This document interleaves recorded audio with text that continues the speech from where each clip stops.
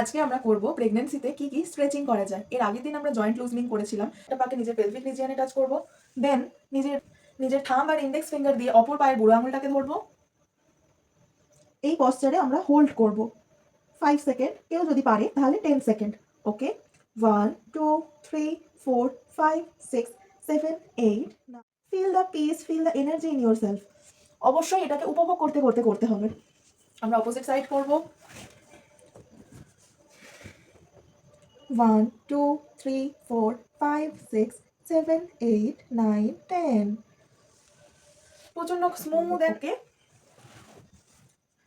পায়ে স্ট্রেচ করার জন্য কি করব, পাটাকে আমরা এরকম ভাবে জাস্ট বুকের কাছে এনে, ওকে, এই পাটাও করে নেব। বুকের কাছে নিয়ে এসে হাত দিয়ে ধরে, এই যে যেন একটা বাচ্চাকে কোলে করে জাস্ট দোল দোল করা হচ্ছে। ওকে, হ্যান্ড স্ট্রেচিং করে নেব। হ্যান্ড স্ট্রেচিং করার জন্য কি করব, একটা হাতকে অপোজিট সাইডে এনে এই হাতটা দিয়ে এরকম লক করে সেটাকে টানবো। এই যে 1 2 3 4 5।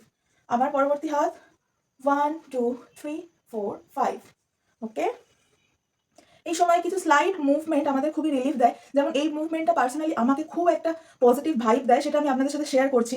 আমি জাস্ট নর্মালভাবে বসে হাতটার মুভমেন্ট হবে, কিন্তু হাতটা যেন হাওয়ায় রোল হচ্ছে। ওকে, লাস্ট আমাদের নেক জয়েন্টটা বাকি আছে। তো নেক জয়েন্টের স্ট্রেচিং আমরা কি করব, আমাদের কাঁধে টাচ করানোর চেষ্টা করব।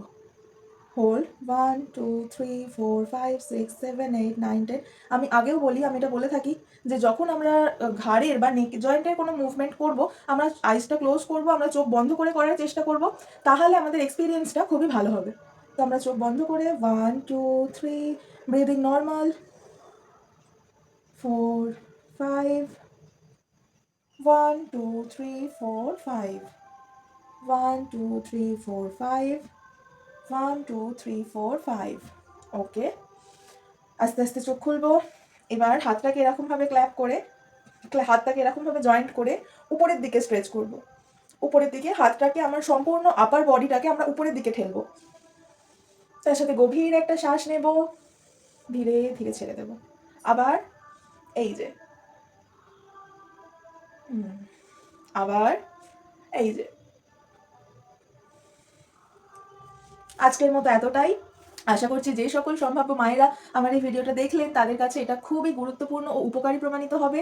বা তাছাড়াও যদি অন্য কেউ এটা দেখে থাকেন, ভিডিওটা কেমন লাগলো অবশ্যই জানাবেন। যদি আমার কোনো ভুল ত্রুটি হয়ে থাকে অবশ্যই সেটা একটা কমেন্টে জানাবেন। বা যদি ভালোও লেগে থাকে ভিডিওটা, একটুও তথ্যমূলক বা শিক্ষণীয় মনে হয়ে থাকে, একটা ছোট্ট কমেন্ট করে যাবেন।